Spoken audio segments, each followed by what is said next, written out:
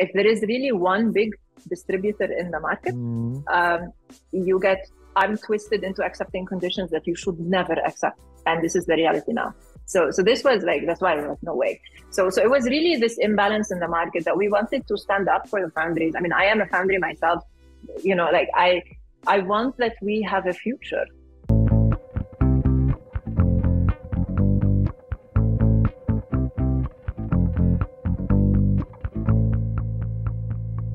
When it comes to distributing fonts, there's only one dominant player in the market, and that's Monotype. Some might even call it monopoly type.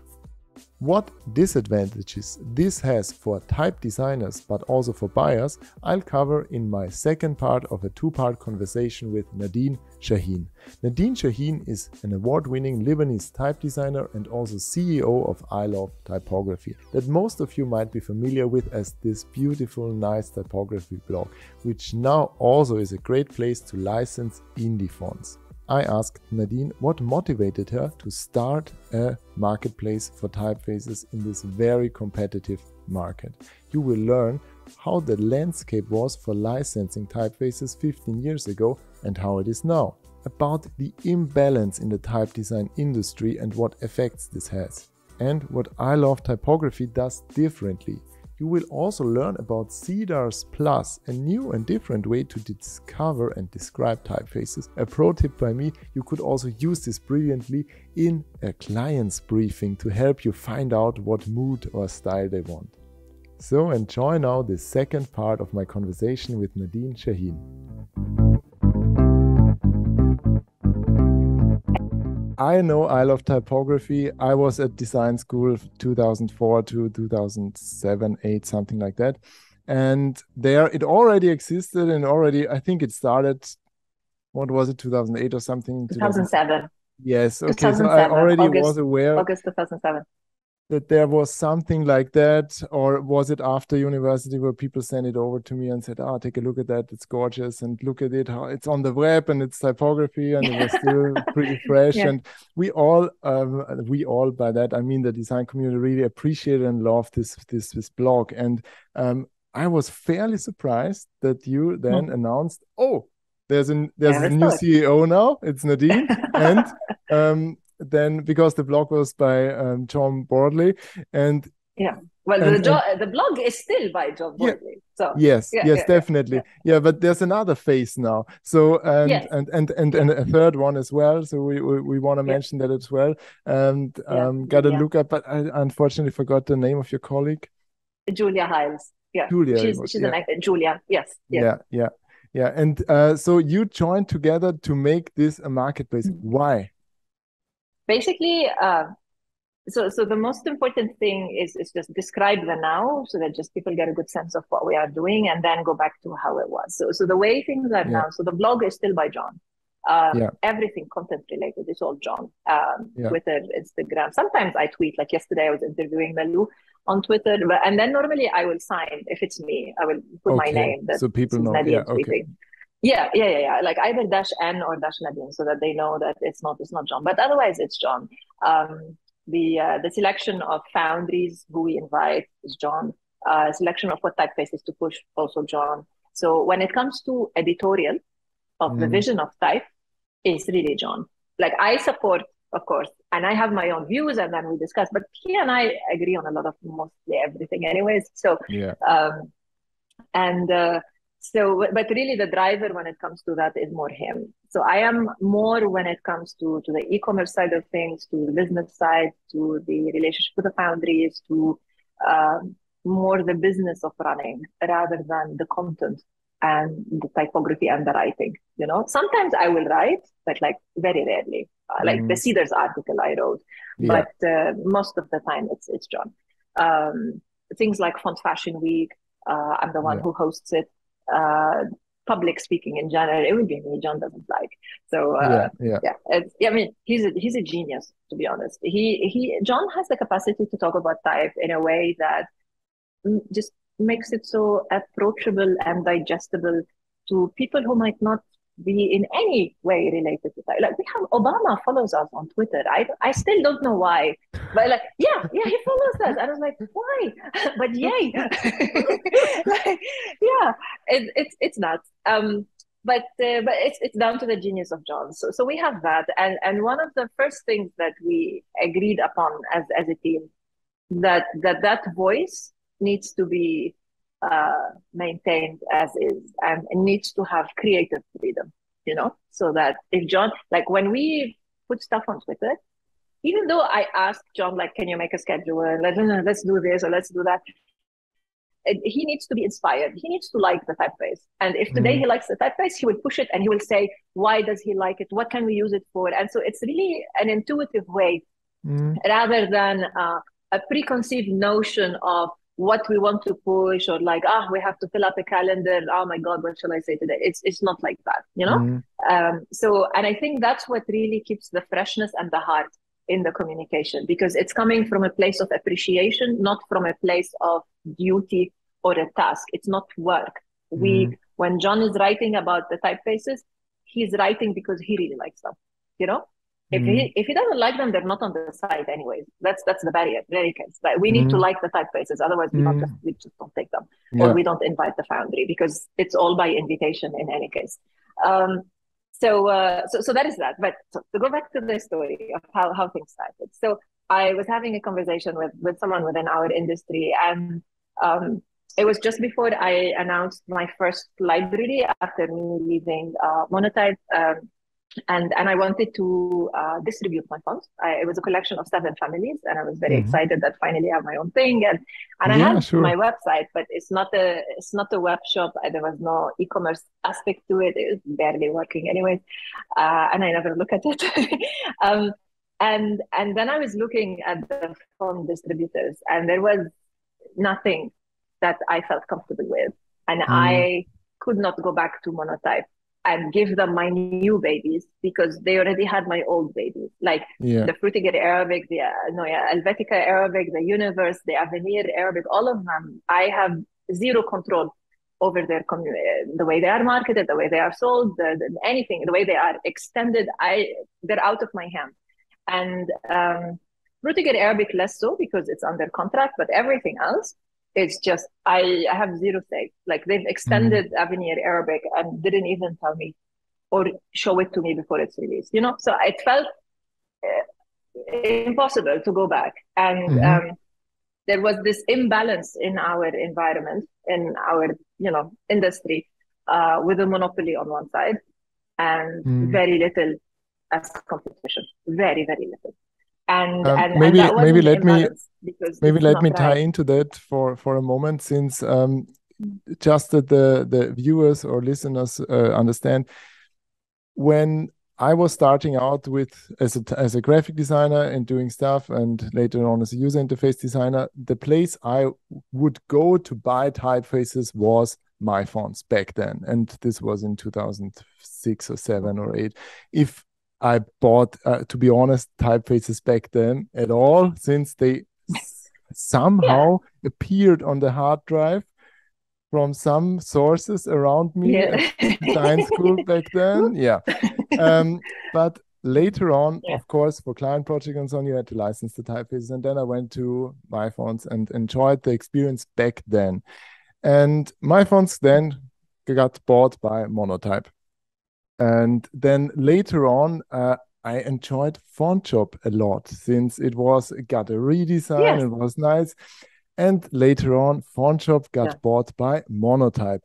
So, and a lot of independent and smaller but impactful foundries like Höfler and others also got bought by Monotype, which then is more or less the joke here, running monopoly type. And there are not a lot of independent foundries standing or networks, at least. There are some things that appear, like, for example, FontStand I see, where you can rent typefaces temporarily on your computer. There's also Adobe Fonts, which comes with the Creative Cloud, which is an opportunity for a graphic designer mostly, or for doing print work. But when it comes to web and app design, can't use it there anymore, because you can't license it there.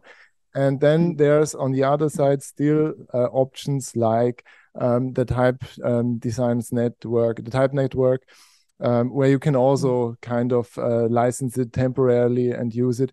So there are some things how to connect indie foundries, but this marketplace where you can buy what's not, let's say, creative market or something like that, what's not really tailored towards type design and font design, there's none. So that's basically the gap you saw there when you wanted to publish your stuff. Yeah. Yes, oh, absolutely. And also, like, if you look, like, when I started my career in the tech world, so I was hired by Linotype, and you could go to Linotype, so linotype.com. There was fonts.com, which was owned by Monotype. There was myfonts.com, owned by Bitstream, and then there was fontshop.com, and at some point there was Veer as well, but those went out. But basically, this was the landscape, and now all of these are Monotype. All of them. So all of the top 4 or 5, they're all Monotype. Like, they've basically gobbled up all the competitors. And even when, as type foundries, we have really good competition when it comes to branding, when it comes to branding typefaces, or just releasing new typefaces. The best work these days is coming from independent foundries. But when it comes to the business of distribution, then we have that problem. Because Adobe is, like you said, is more a subscription based and is a little bit different, and so it's not really able to do what the distributor needs to do, and then almost everybody else is Monotype, and the others are quite small, and so it's really it's an imbalance, because if there is really one big distributor in the market, you get arm twisted into accepting conditions that you should never accept, and this is the reality now. So this was like, that's why I was like, no way.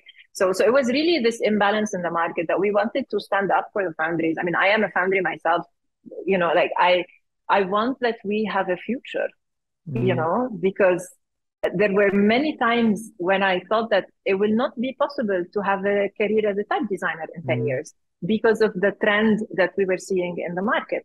And this is not okay, because when the raison d'etre of the company is to make profit and not to maintain the health and creativity of the industry, you see the difference over time. You see the downward trend in the output as typefaces and in the business practices, in the way designers are being treated, and we should never accept that. And so there needs to be a change, and so that was the main driver, really, because otherwise, why should I do it? I was having fun just being a type designer and not having to work a lot. So now I have to work 60 hours a week, 70 hours a week, but it comes from a frustration that our industry is not in a good place, and foundries are still today arm twisted into accepting really shady business practices in some cases, and that. Why should we accept this? I don't want. Yeah, so definitely, definitely. The thing is, when it comes to type designers and doing selling your products online, it's more or less like, this is a very a buzzword, like this passive income, and you're kind of pioneering this concept of passive income by creating a digital asset or something that you then resell. So a lot of people aspire this nowadays with doing other stuff, knowledge-based mostly, but basically creating this typeface as something that could create some passive income for you. As I heard from many type designers that I'm connected with, most of their business model works more or less, and you can correct me because you have much more insight into that, more or less with custom work, because companies don't want to pay. All of them, not all of them. But a lot of make their living by doing custom work, or maybe being lucky that Google Fonts is supporting something that they are doing, and by putting it on. But nevertheless, this all kind of seems like a big gamble, or let's make it hustle until you're famous and until you're good, and not making it on your own. Anyway, you could always do it on your own, basically by promoting it by yourself. But then I guess it might be a bit hard for the clients to find you unless you're doing a lot of marketing. So yeah. Absolutely. And the thing is, like, the way we can tell that there is something wrong in our industry is the level of anxiety of younger designers. Like, so I will be 44 in November, right? So when I started studying type design, it was at Reading 2002, 2003. I started my career properly in 2005, I was already by then at Monotype, and the industry was in much better health. So as an emerging type designer, it was much easier to basically be seen by people. And now we have a much bigger pool of type designers available, and they're all competing. And the one thing that seems to, and this is a MyFont's trend as well, like they compete by driving down pricing, and which at some point it will damage everyone, because that's really, it's only a downward trend. But still, the like we need to have a healthy ecosystem. We need that creative people are able to continue to be creative. We need to reward that. We need to respect their rights. We need to give them the freedom to create and not to trample all over them. We need to let them breathe, basically, and let them do the good work. So when it comes now to just that I have an image of that, because I don't actually, this is very subjective and based on my appearance and feeling, because when I checked my fonts, and it was okay purchasing typefaces back then from there to me. But then after a certain point, I kind of saw that things are not really evolving on that platform anymore. They made a good redesign 12 years ago or something like that. And they were kind of, and now it's more or less the same. Then FontShop came and it was amazing and beautiful and great. And I really liked that. And there was something moving. And now FontShop is like stunned. It's frozen. There's nothing going on. The brand is still kept and you can check out purchase linotype.com. It's definitely. Now this big on the screen because the redesign was like 10, 12 years ago. And by now the retina screen is much higher res, so the actual space is like this big. It's like the brands are kept, everything's frozen, and me as a customer, I'm a bit it worries me, since I'm not sure, is this a good place to invest or buy something, because this is just my perspective as a customer. What disadvantages does it bring if I sell something on my fonts as a creator? Let's say creator, because it's trendy, as a type designer. I mean, the thing is that really the worst thing that we've now inherited from the last 10 years of MyFont is that they've made a distributor a bad word. They've made the possibility to bring together an amazing set of foundries to make them accessible to the user, so that they don't have to open 20 different foundry sites to be able to compare typefaces under the same conditions on the same website, to buy from several foundries in the same purchase, to be able to save your favorites, to see more basically in one place. They made it a bad word because of the abusive practices, because of the lousy design. They look like the dollar store now. This is one of the things that we sort of work on. That's the most important thing to us, really, before revenue, before profit, before anything else, is the relationship with the foundries. And for example, every foundry that comes on the site, the whole relationship starts by me sending an email saying, would you like to come? And if yes, let's have a call. And I have a video call with them and we talk as people. And I explain what we are trying to do, what our plans are, and what we hope, and how the system works. And then we take it from there, because this is not about a faceless corporation sending a contract and you sign and then somehow upload fonts and you're done. No, we build relationships and it has to be based on trust. And then we talk, like now we're preparing to launch something new. I'm actually like writing to some of the foundries that are close to us and like, guys, what do you think? Should we do it like this? What is your view?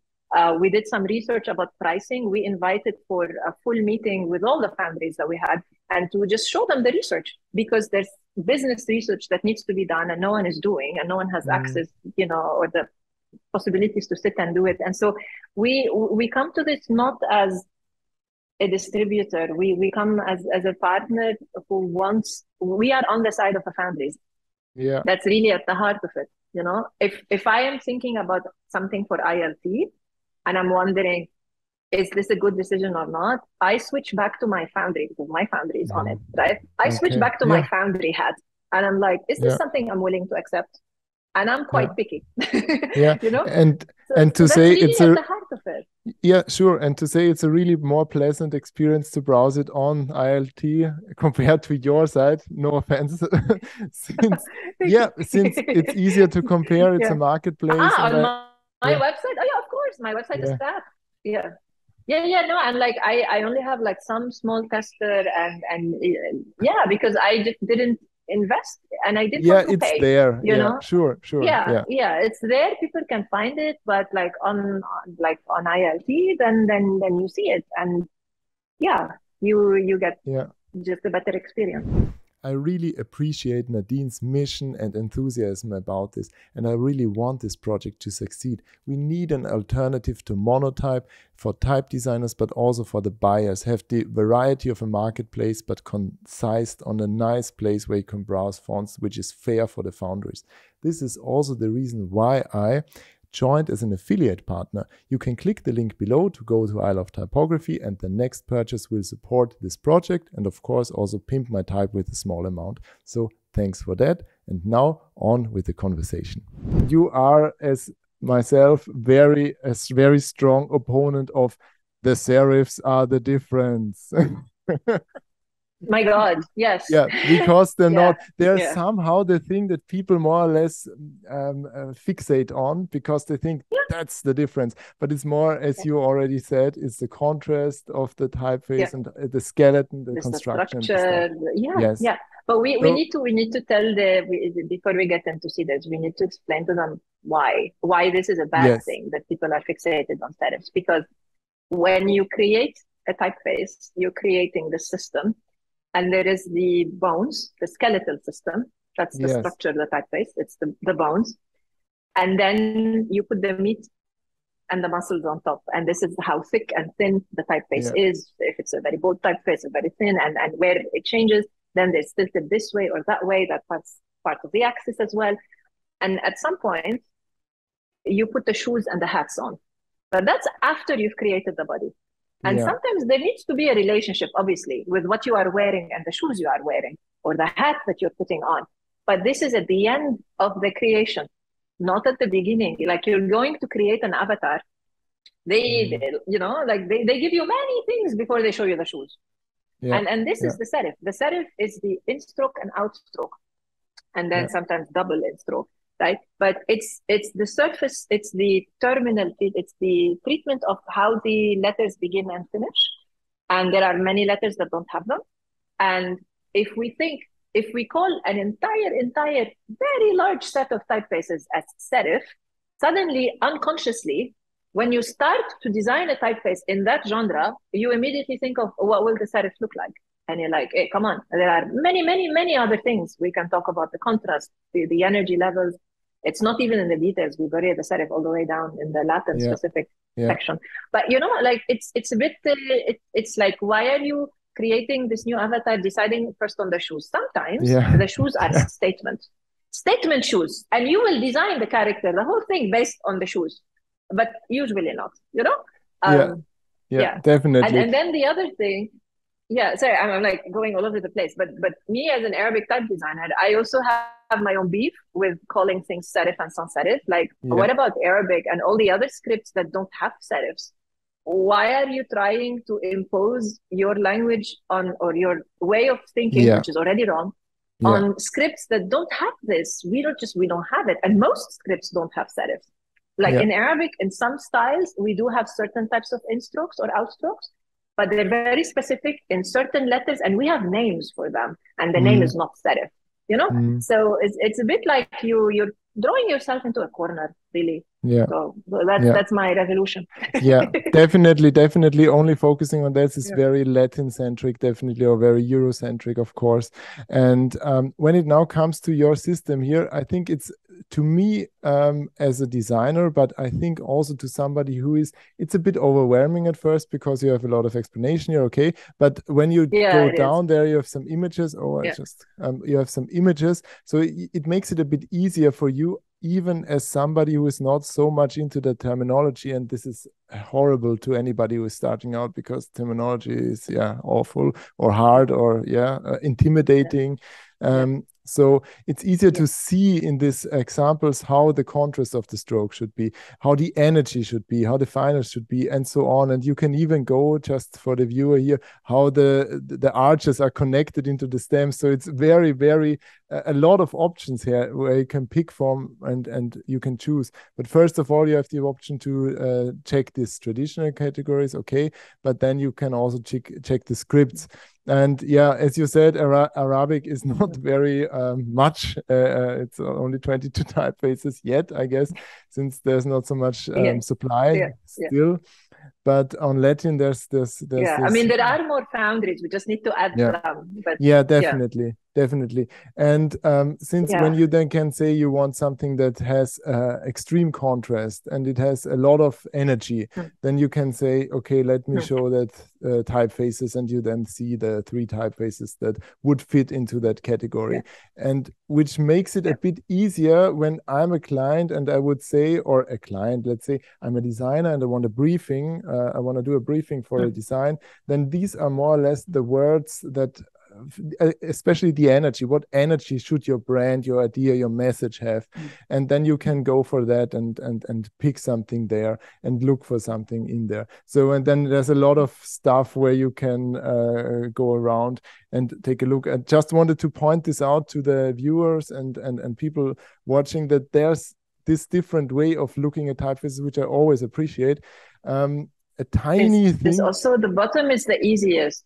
The interface, by the way, this is like the worst design page we have because it's so complex. We don't know how to design it. So it needs to be redesigned. But the best bit is now the one you're pulling up, the Latin dial pad. If you're creating like a big headline or a logo, or and you have very specific ideas of like some shapes that you would like to have, this is so easy. It's like dialing a number, you know, like that's why we call it the dial pad. So if you want the A to be single story or double, and then the shape of that pouch, or if you want the leg of the R to go straight or go out like this or out like this, you know, so I mean, we draw them and you can have fun just trying to see the typefaces, like what does a typeface with a rounded E look like, right? I mean, that one, we're really looking at the mid bar of the E. And but this is fun. But I have to say, like I said, the design is not very good page. The having to scroll all the way back up is a problem. But also that when we have only 1,000 families, it's still too little. It will get better when we grow more, you know, because then you have more options and you can be way more specific. So more potential. And every typeface that comes to us has been put into CEDARS. So the type descriptor system describes everything in our portfolio. Yeah, sure. I think it's a great, I really appreciate that you took the leap and you just made it first, and you did it, and it can evolve from there. But it more or less, at least as you said, the style pad looks like the wet dream of any typographer, that you can pick whatever you want, if you then still have some typefaces to choose from. As you said, going back the way it's, that would be my feedback as a UI designer. It would even solve this thing if the button here or this panel here would be sticky, that you could immediately say, like the header here, that you could immediately see how many typefaces are still there, then you would just not filter by that, because this is a bit cumbersome going up all the way. If it just was sticky, I think this would solve and then discovering there's nothing left. Yes. Well, because this is very frustrating. But really cool project, and really appreciate that you're doing that. Thank you. With all this stuff going on, what were some lessons that you learned within this first year that the marketplace or the shop is out now, and where do you want this to go, or what direction do you want this to head? What was the biggest lesson?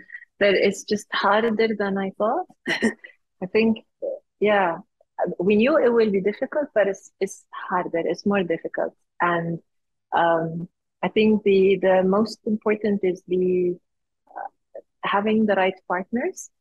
You know, a startup will fail mostly because of the internal team, that they fell apart, which luckily for us is not the case. So having the right partners, both as the team ourselves, the people we work with, like we're mainly, 2 or 3, but then there's the developers, there's, all sorts of people that we work with regularly. We couldn't have done it without them. But also the partners as the foundries, having the right support, and then having, people like yourself inviting us. I think it turns out to be one of the most important things. Because obviously it's very hard. Climbing uphill, trying to launch something in a market that is deeply saturated and has millions in funding. We're privately funded, basically ourselves, no? And then a few other foundries support us. But that's it, like if we compete on Google AdWords, we lose every time. We just don't have the budget, So it's really all about word of mouth and having the right people come out and support you and stand up for what you believe in. So this makes all the difference. The personal relationships, the support, the trust at the heart of it is more than the design of the website or how we talk about it. Like all of those are important, but at the heart of it is this collection of people who trust one another and are heading or want the same thing, just the health of our industry. It's not that I didn't know this from before, how important it is, but this experience over the past year, every time there's been, the savior is always the fact that we are well trusted, and well loved, and people want us to succeed, and that is something you cannot buy. Like no budget will get that for you. That stamp of approval from people who are your colleagues and your mates, and they want you to succeed and will be there for you. And just the I think centering that within the business will eventually grow the business. A lot of like when you read a lot about like e-commerce sites and all of that, there's the Google Ads strategy, the social media strategy, the blah blah blah, and then growth and how your conversion rate and how much are you selling, and those are important. And the KPIs, I learned what the KPI is. I didn't know that before. I mean, I don't come from this background, but all of these are metrics and nice, and some of them buzzwords and not. But I find that if we center ourselves really with the name that we love type, and then we build this sort of core where we stick to our values, and then we grow within that core with more and more foundries coming to us, more and more external supporters within the community. Steve Heller, for example, writes a column for us. I mean, he's not doing that for payment. He doesn't need it. He does it because he believes in, well, I hope at least, what we are trying to achieve. And so it's really that you center the relationship, you center the health of the design industry, both for the creators and the users of type, and then the conversions will come. Like even though it's very panicky in the beginning, like oh my god, where are the customers? But we lose focus, we lose ourselves if we are chasing numbers. But if we are true, then it sort of will emanate. It will take more time, but it will be true. That's the philosophy these days. I don't know, it's hard. It's definitely. Really hard work. Definitely. Okay, Nadine, so thanks for the insights here. Before we come to a closing, I had some questions asked on Twitter, because I announced that I'm going to talk to you, and there were 2 questions which maybe you could give them a brief answer, since we're already a bit late on time. Over time. So yes, so one question was by Mario, and he wants to know something about Arabic type, and he said if there are distinct typeface categories for Arabic fonts like there are in Latin script, like Antiqua or Grotesque and so on, that people are agree upon more or less. Is there this kind of categories? Yes, and in Arabic we're clearly within the genre of calligraphy, because we have so many different calligraphic styles, and so typefaces that have evolved from the structure of Naskh will be called Naskh typefaces, even though they are maybe far from the calligraphic origin, but they will be called Naskh. Typefaces coming from Kufi will be called Kufi. If it's Ruqa, it will be called Ruqa. So even though there might be quite a big design difference between the typeface and that calligraphic origin, the logic of the structure. So Tom Milo called it the script grammar. So when you are more or less within that type of structure, you reference the original calligraphic style. So that would be the genres. We talk about hybrids as well between Naskh and Kufi, for example, but we would still call it a hybrid. There's some people would call it neo-Naskh or what else, but the general big genres, Naskh, Kufi, Ruqat, Toulouse, that would be that. Okay. And are there any feelings or things connotated to the certain styles? Like, for example, it would be, basically speaking, which we know is not true in the individual cases, that a sans serif would be conceived a bit more contemporary. Is this something that's related to, let's say, Kufi as well, or is it not? Mm-hmm. You see it in Kufi, but it's the correlation and not the causal. So it's not the category that makes the typeface look contemporary, it's the contrast. So sans serifs are typically low contrast, and in today's world and aesthetic, low contrast means contemporary. So when you see it in serif, the serif, like a slab, will still look contemporary. If you take a high contrast sans serif, like think of Optima with modulation, it doesn't look contemporary anymore. So it's really the monolinear. The more monolinear, the more contemporary it looks. And we have that in Kufi, sort of by default almost. But we do have it in Naskh as well. So when you go for a monolinear Naskh, or a low contrast. Cool. So, and another question, which brings us into a bit of another subject, which is by Johannes, because you're also into legibility. You did some studies and research about this, and he wanted to know if there are any books or articles you can recommend that show kind of this the current state of legibility research. What could you recommend to a typographer or designer there? Yeah, so the funny thing is I saw the question and I liked it. And then I thought about it, and I still don't have an answer. I do have a recommendation, though. Yes, I do have a recommendation. Google Scholar, legibility, and then filter by date. Because the books are always like, there's a 5-year gap in the research. Because by the time you've done the research, you've published it, you've written, published, marketed, then people hear about it. There's a gap. But journal articles, this is a primary source of information. It's not interpreted. Often when you're reading the books, most of the time you're reading someone's interpretation and selection of what is in what has been studied in the research. But if you go Google Scholar, look at actual research, and sometimes just read the abstract. And then if it's interesting, the problem, there's the gatekeeping. You have to pay for these things. So it becomes expensive very quickly. So if you're in an academic institution, definitely Google Scholar and then the access to the journals. If not, there's a couple of books. There's one by Sophie Bayer. It's not very recent, but there's not a lot of books being published on legibility anyway. Legibility is a topic on its own, which would be a good occasion then to invite you again someday. Yes, please, because that's my PhD. I love talking about that, but not we have too much to, we could talk for hours, definitely. So wrapping this up with some rapid questions, so a very brief answer, please. So what kind of typeface do you think should be designed, designed? Should it be Papyrus Arabic or should it be Comic Sans Arabic? Comic Sans. Just for fun, because Toshi did monolinear and looked nice, so maybe Comic Sans. I was surprised to find out there is no Comic Sans in Arabic. That's a shame, actually. How do you do Comic memes? Code by Toshi. Yeah, I have no idea.